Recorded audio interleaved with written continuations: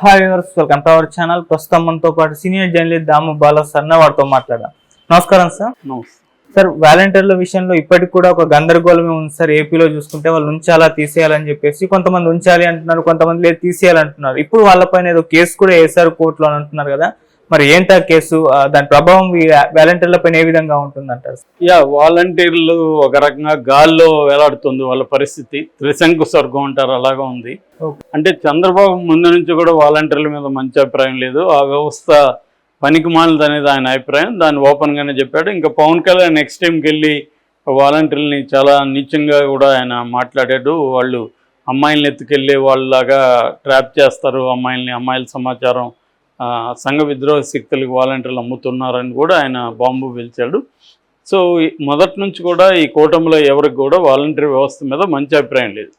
రెండవది, చంద్రబాబు ఆయన గతంలో చూసినా ఇప్పుడు చూసినా జగన్ అంటే ఆయనకు పడదు. ఇప్పుడు జగన్ పథకాలను ఏవి కానీ కంటిన్యూ చేయడానికి వాటిని మార్చేసి ఇష్టం వచ్చినట్టుగా మార్చేస్తాడు. అలాగే వాలంటీర్ వ్యవస్థను కంటిన్యూ చేస్తాడంటే ఎవరు నమ్మలేదు, కానీ వాలంటీర్లు నమ్మారో మరి తెలియదు ఆయన. అందుకని వాలంటీర్ వ్యవస్థని మనం యాంటీగా ఉంటే మనకి నెగిటివ్ వచ్చేటుందని తెలిసి ఆయన మళ్ళీ ప్లేట్ ఫిరాయించాడు. ఒక పక్క ఏమో వాలంటీర్లు నేను కంటిన్యూ చేస్తాను, వాలంటీర్ వ్యవస్థని వాళ్ళకి 10,000 ఇస్తాను, 5,000 ఏం సరిపోతాయని వాళ్ళ పట్ల కన్సర్న్ చూపిస్తున్నట్టుగా మాట్లాడాడు. రెండో వైపు నిమ్మగడ్డ రమేష్ కుమార్ లాంటి వాళ్ళతో కేసులు వేయించి వాలంటీర్లని ఆపిచ్చేశాడు. ఈ రెండు కూడా ఆయనే చేశాడు. So that is politics. పాలిటిక్స్లో ఇక్కడ చాలాసార్లు చెప్పాను, పాలిటిక్స్లో నీతి అవినీతి మోరల్స్ అనేవి ఏమి ఉండవు. గెలుపు ఓటమి, నీది సక్సెస్ఫుల్గా నీ స్ట్రాటజీ వర్కౌట్ అయిందా లేదా అనేది ఇంపార్టెంట్. కాబట్టి చంద్రబాబు అలా వేశాడంటే ఆయన అవును ఎవరైనా వేయగలిగితే వేస్తారు, అలాగే ఆయన వేశాడు. అంటే జగన్ బలాలు ఏవైతే ఉన్నాయో దాన్ని ఎలా దెబ్బ కొట్టాలని చంద్రబాబు చాలా పకడ్బందీగా ప్లాన్ వేశాడు. సక్సెస్ అయింది కూడా. ఆ తర్వాత ఎలక్షన్ ముందు వైసీపీ వాళ్ళు ఏం చేశారంటే, చంద్రబాబు నిమ్మగడ్డ రమేష్ కుమార్ ద్వారా చేయించాడు కాబట్టి వాలంటీర్లంతా కూడా కోపంగా ఉన్నారు. తమకి యాంటీగా చంద్రబాబు ఇలా చేస్తున్నాడు. దాన్ని ఉపయోగించుకొని వైసీపీ వాళ్ళు ఏం చేశారంటే, మీరు రిజైన్ చేసేయండి, రిజైన్ చేస్తే మీరు మీ ఇష్టం వచ్చినట్టు ఉండొచ్చు, మళ్ళీ మనం రాగానే మిమ్మల్ని తీసుకుంటాం, కంటిన్యూ చేస్తామని హామీ ఇచ్చారు. ఎందుకంటే వ్యవస్థను తీసుకొచ్చిందే జగన్ కాబట్టి వాలంటీర్లు కూడా చాలామంది జగన్ వైపే మొగ్గు చూపారు. 2,65,000 మంది వాలంటీర్లు ఉంటే దాంట్లో 1,03,000 మంది వరకు రిజైన్ చేసేసారు. రిజైన్ చేసి వాళ్ళు ఎంతమంది పనిచేశారు వైసీపీకి అనుకూలంగా అనేది తెలియదు, కానీ కొంతవరకు అయితే పనిచేశారు. ఓట్లు వేయించడంలో ముసలిని తీసుకెళ్ళి ఓట్లు ఇవన్నీ కూడా ఈవినింగ్స్ చేశారని మనకి చాలామంది రివ్యూల్లో కూడా చెప్పారు.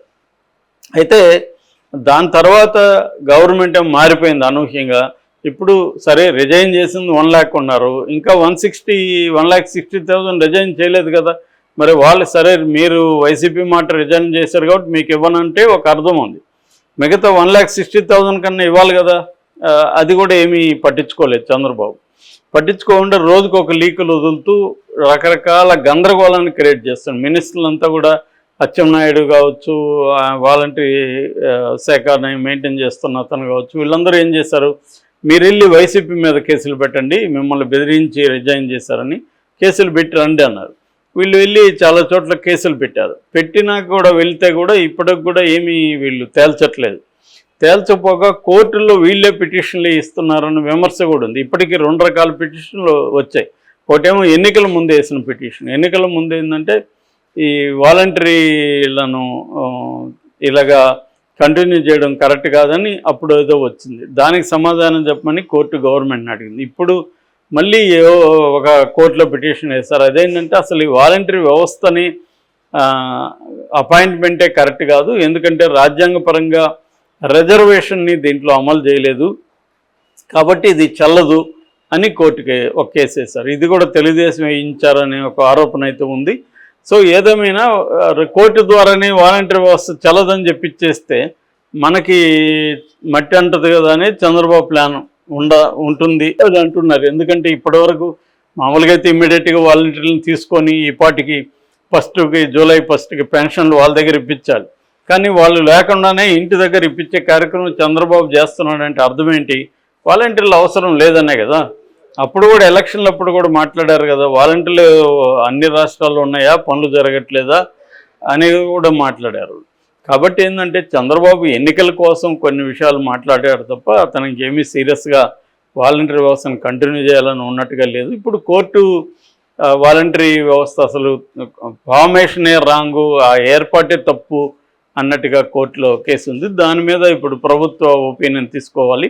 ప్రభుత్వం కూడా ఏం చెప్తుంది, ఇది మాకు సంబంధం లేదు, మా ప్రభుత్వం వాలంటీర్లను నియమించలేదు, కాబట్టి మేము ఇప్పుడు మీరు చెప్పినట్టుగా ఇవన్నీ కూడా ఆలోచిస్తాము, వాలంటీర్ వ్యవస్థ ఎలా ఉండాలి, అసలు ఉండాలో లేదో ఆలోచిస్తాము, ప్రజాభిప్రాయ సేకరణ జరుపుతాము అని చెప్పి కోర్టుకి తెలియజేస్తారు. వీళ్ళు తెలియజేసి ఫైనల్గా ప్రజా సేకరణ చేశాము, రిజర్వేషన్లు ఇవన్నీ పెట్టాలంటే మళ్ళీ వాళ్ళకి రెగ్యులర్గా ఎంప్లాయ్మెంట్ అవన్నీ చూసుకోవాలి, అది ఇప్పుడున్న పరిస్థితుల్లో సాధ్యం కాదు అని తేల్చేయచ్చు.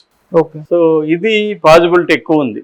అంటే చంద్రబాబు తెలివిగా తాను ఇవ్వనని చెప్పకుండా కోర్టుల ద్వారా వాలంటరీ వ్యవస్థని కోర్టుల ద్వారా ప్రశ్నింపజేసి, సో ఇది సాధ్యం కాదు, ఇది అసలు వ్యవస్థ రాంగు, జగన్ చేసింది వాలంటీర్లను పెట్టకూడదు, జగన్ వాలంటీర్లకు అన్యాయం చేశాడు, తెలిసే చేశాడు, కోర్టుకు ఎప్పుడన్నా ఇదవుతుందని జగన్ మీద వేసేసి నెప్పమంతా వాలంటీర్లు మీకు నేనైతే ఇద్దామనుకున్నా, 10,000 కూడా ఇద్దామనుకున్నా, స్కిల్ డెవలప్మెంట్ చేసి మీకు ఇంట్లో కూర్చొని 40,000 సంపాదించుకునే ప్లాన్ కూడా నేను చేశాను, కానీ ఆ జగన్ చేసిన పనిమాలిన పని వల్ల నేను మీకు వెళ్ళలేకపోతున్నా, ఎందుకంటే జగన్ రాజ్యాంగ విరుద్ధంగా వ్యవహరించి మమ్మల్ని పెట్టాడు, అప్పుడే కానీ అన్నీ చూసుకుంటే ఇబ్బంది లేదు, సో ఇప్పుడు నేను అవన్నీ చేయలేను ఎందుకంటే రాజ్యాంగం నన్ను అనుమతించదు, కాబట్టి నేను ఇవ్వలేకపోతున్నాను, కోర్టే చెప్పింది చూడండి అన్నట్టుగా రేపు పొద్దున చేతులు ఎత్తేస్తాడు అనేది ఎక్కువ మంది అంటున్నారు.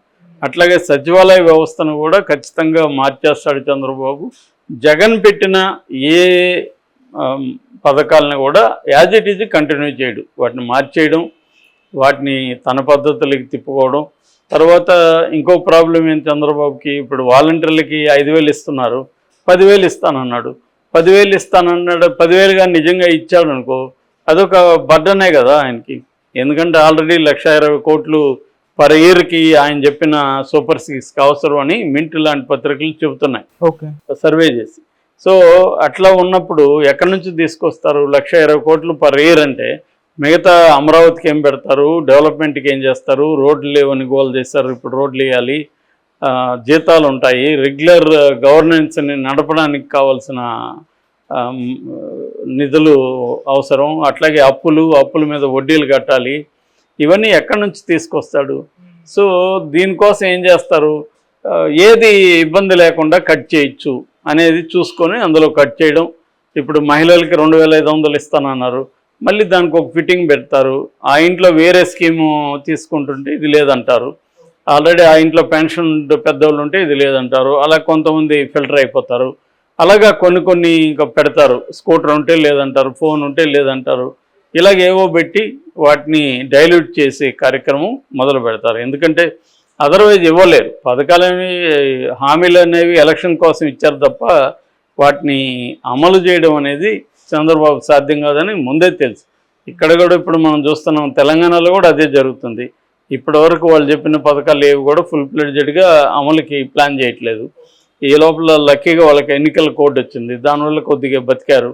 ఇప్పుడు మెల్లమెల్లగా దాన్ని ఎట్లా డైల్యూట్ చేయాలని ట్రై చేస్తున్నారు. కర్ణాటకలో ఇదే గోల్ నడుస్తుంది. వాళ్ళు చివరికి ఇంటర్నేషనల్ కన్సల్టెన్సీ సంస్థను కూడా అడుగుతున్నారు, మేము ఎట్లా ఇవ్వాలి, ఈ ఉన్న బడ్జెట్లతో ఎట్లా ఇవ్వాలి. ఎందుకంటే ఇప్పుడు మన ఆంధ్రప్రదేశ్ బడ్జెట్ 3 లక్షల కోట్లు, 1,20 కోట్లు దీనికే పోతే 3,20 కోట్లు మిగతా లాంగ్ టర్మ్ ప్లానింగ్కి ఏం పెడతారు, షార్ట్ టర్మ్లో గవర్నమెంట్ని ఎలా రన్ చేస్తారు, ఉద్యోగులకి శాలరీలు ఎలా ఇస్తారు, ఈ ప్రాబ్లమ్స్ అంతా ఉన్నాయి. కాబట్టి చంద్రబాబు ఏం చేస్తున్నాడు అంటే రకరకాల వాటికి రకరకాల స్కెచ్ చేస్తున్నాడు, స్కెచ్ చేసి దీన్ని ఎలా బ్రేక్ చేయాలి. అలాగే ఇప్పుడు వాలంటీర్ని ఖచ్చితంగా కోర్టు ద్వారానే వాలంటీర్ వ్యవస్థ ఇది రాజ్యాంగ విరుద్ధం అని చెప్పి ఇచ్చేస్తే తనకేమి సంబంధం లేదు, అది జరగబోయే అవకాశం మనకి కనిపిస్తుంది.